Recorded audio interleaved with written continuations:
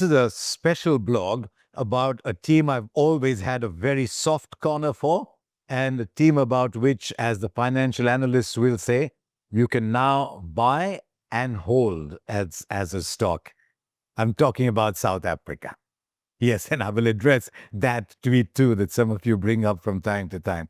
But to understand why I feel the way I do about South Africa, you must permit me a little detour, go into the past to understand the present. We in India, certainly the India of my generation, have always had a soft corner for Africa, for South Africa especially, because we've known what it is to bear the brunt of colonial loot, plunder, thievery.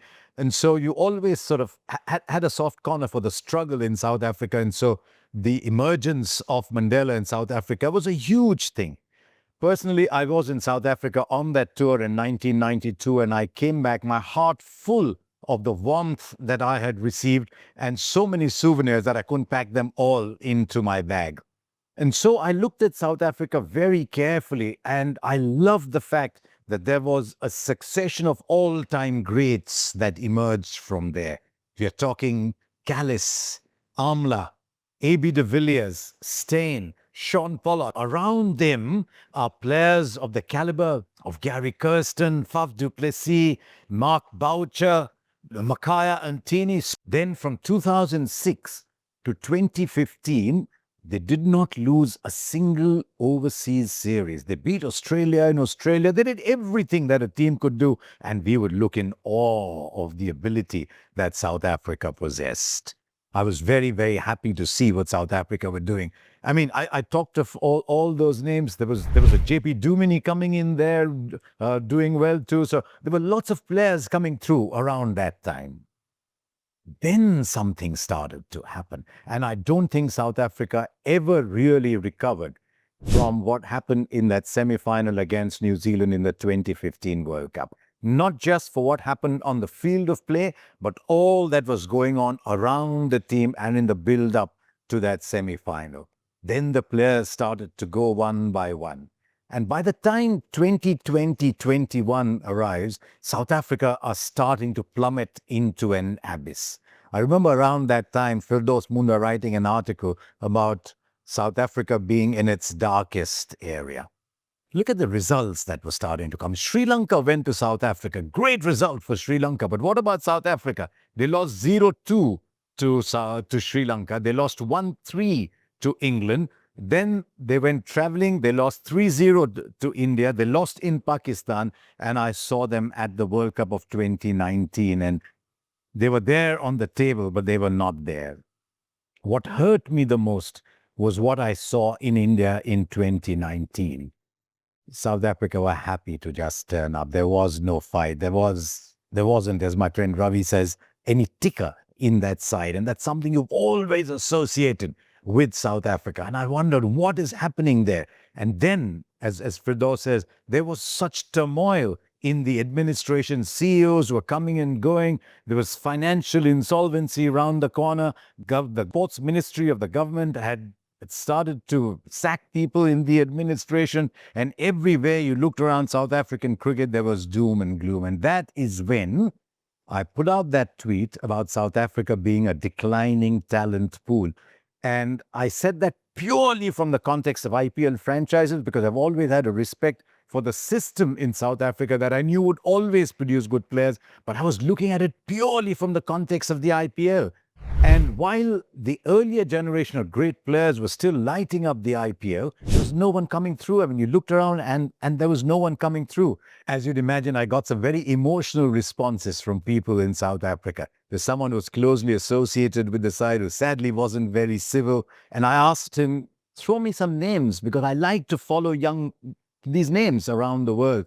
There was a woman who was equally appalled and angry. I said to her, give me some names. And nobody gave me names. And that is what convinced me that South Africa were in a lot of trouble, because even the fans were not able to give me wow names to look at. A little while earlier, I'd also said that South Africa needs to find alternate sources of revenue, because at that point, they were entirely dependent on ICC revenue and they were being bullied by the more affluent nations like India and Australia. And if you want to be a proud, independent nation, then you must have your own sources of revenue. And there were people around the world who thought they understood the financial world, people who'd been put on a pedestal by the intellectual poverty that surrounded them, or they chose to be surrounded by, who made fun of all that we were saying.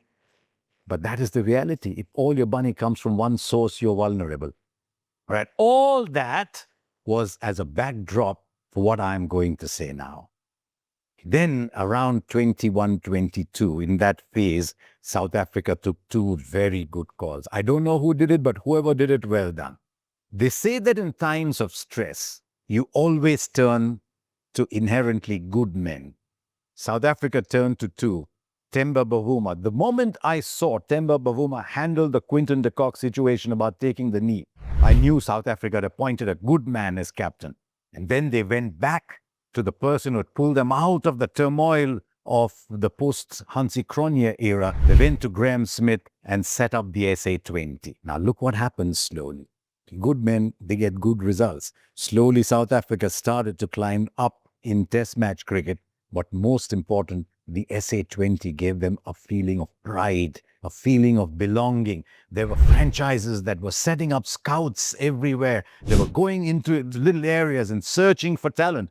Mumbai Indians did that quite well, actually, with Marco Jansen, with Tristan Stubbs, with Deerful Brevis, even very briefly with Quena Mafaka. I'm not saying they made them, they found them and gave them a platform.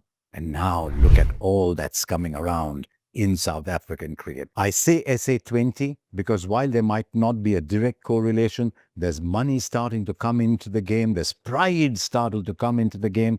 And I saw them play against Australia recently. Not the most wow result, but I saw things over there. I saw young players. I saw an Aiden Markram who was worried was getting lost, starting to come of age. I saw Kagiso Rabada, who'd always been around, even through those difficult times, starting to play this leadership role. He always did, but it was now starting to become even more apparent. And then all these young batters, Luandre Pretorius, there's time to go for him, but there is the raw talent there. There's Deerful Brevis, there's time to go, but there's talent there. There's Tristan Stubbs, who have nominated as one of the best young cricketers of the next generation. And South Africa, please look after Tristan Stubbs. Then there's Marco Jansen rising up. And then there's players coming up around them as well. Players symbolized by Corbin Bosch, for example, or Ryan Rickleton, for example, who are becoming more confident players. Then there's Keshav Maharaj, Rasi Fantatusen, who I've always thought is a very good player. And I hope they can find some way of using Heinrich Klaasen. I know they've lost Quinton de Kock, but Klaasen is far too classy a player to lose as well. And then just look at what that team looks like. And that is why I think South Africa, both in the short form of the game and in the test form of the game, where there's players like Kyle Verreynne, Beddingham, there's players like those coming through, that I think is a stock that's worth looking at, as long as the administration stays proud, as long as they continue with good people around there. I think here's a stock, as I said right at the start, that you can buy and that you can hold. Quite apart from the arrival of the SA20, the World Test Championship was a huge moment for South Africa. A lot of people look down at the World Test Championship, even at South Africa's arrival there, and about the fact that they might have gamed the system, or it might just have happened without intending it to be that way. But you always play the opponents you're up against, and they went there and they beat Australia, and they're rightful World Test Championship winners. I hope they can play more than 2 test matches going ahead, but it was such a big moment. And I wondered aloud at that time whether in Bavuma they might have found the Kolisi to sort of build the aspirations of the majority of the people in South Africa around.